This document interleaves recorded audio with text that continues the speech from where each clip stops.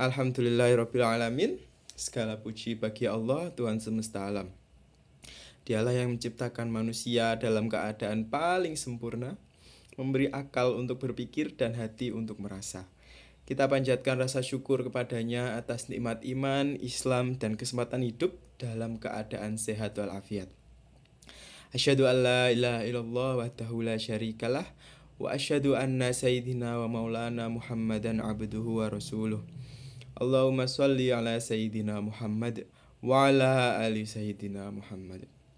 Salawat serta salam semoga senantiasa tercurah kepada junjungan kita Nabi Muhammad SAW yang mengajarkan kepada umatnya untuk menjaga kesucian hati maupun pikiran. Ya ayyuhalladzina amanu taqullaha haqqa tuqatihi wa la tamutunna illa wa antum muslimun. Ma'asyiral muslimin rahimakumullah.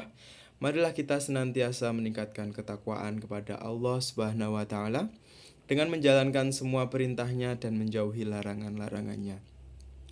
Takwa bukan hanya diukur dari banyaknya ibadah ritual, tapi juga dari seberapa bersih kita menjaga diri, hati, dan lingkungan. Karena Islam adalah agama yang suci, lahir, dan batin. Pada kesempatan kali ini, izinkan saya mengajak teman-teman semua untuk selalu menjaga kebersihan dan ketenangan batin. Mengapa demikian? Karena Islam mengajarkan kesucian sejak awal.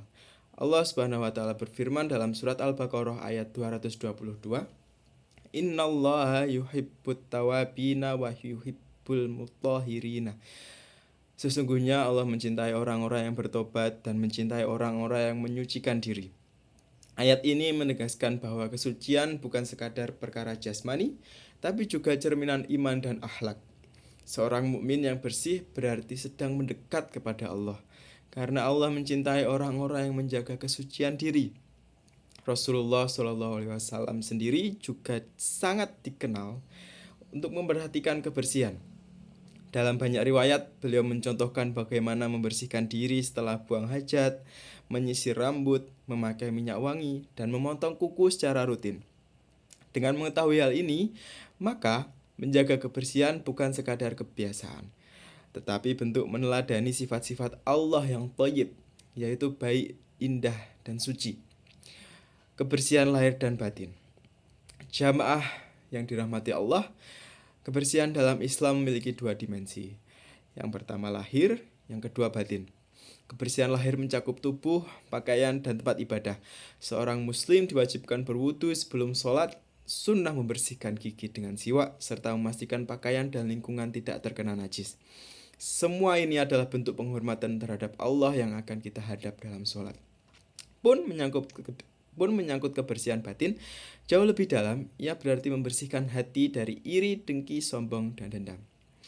Nabi SAW bersabda, "La yadkhulul jannata man kana fi qalbihi mithqalu dzarratin min kibrin."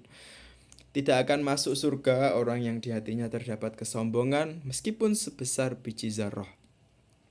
Dengan kata lain, membersihkan hati adalah syarat untuk mendapatkan kebahagiaan sejati.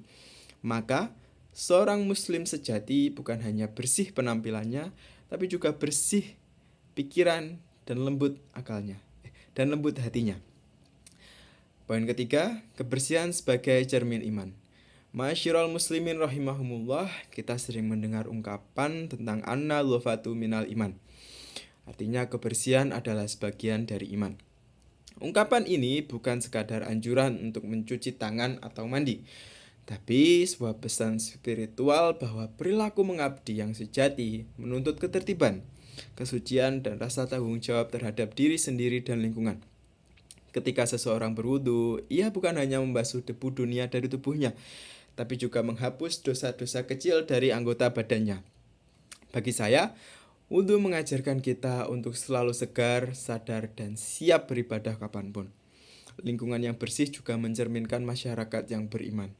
Sampah yang berserakan, got yang tersumbat, atau masjid yang kotor menunjukkan lemahnya kesadaran spiritual.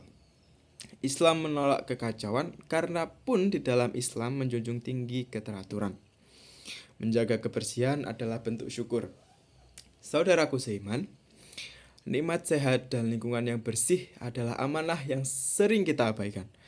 Padahal Allah Subhanahu wa taala telah menjadikan bumi ini sebagai tempat tinggal yang layak dan indah. Maka tugas manusia sebagai khilafah adalah menjaga, bukan merusaknya. Menjaga kebersihan bukanlah tugas dari petugas kebersihan semata, tapi tanggung jawab setiap muslim. Ketika kita menyingkirkan duri di jalan, Nabi Shallallahu Alaihi Wasallam menyebutnya sebagai sedekah. Dapat diartikan kebersihan adalah amal yang berpahala besar, bukan sekadar sopan santun sosial.